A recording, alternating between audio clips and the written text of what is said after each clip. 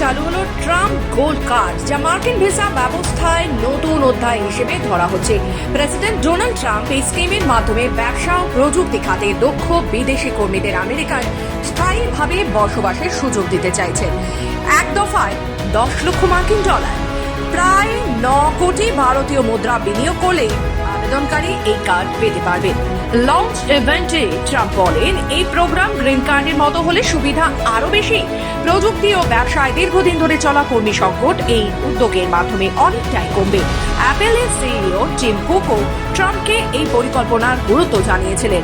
এই কার্ডের মাধ্যমে প্রতিভাবান বিদেশি কর্মীরা আর অনিশ্চয়তার কারণে বিদেশে চলে যেতে বাধ্য হবে না।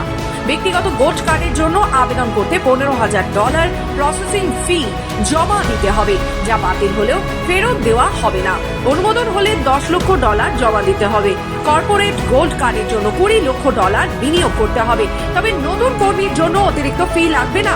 ইতিমধ্যেই আলাদা ওয়েবসাইট চালু হয়েছে এবং আবেদন প্রক্রিয়া শুরু হয়েছে। সোশ্যাল মিডিয়ায় এই নতুন স্কিম নিয়ে উচ্ছ্বাস ও সমালোচনা দুই লক্ষ্য করা যাচ্ছে। ব্যুরো রিপোর্ট, খবর বাংলা।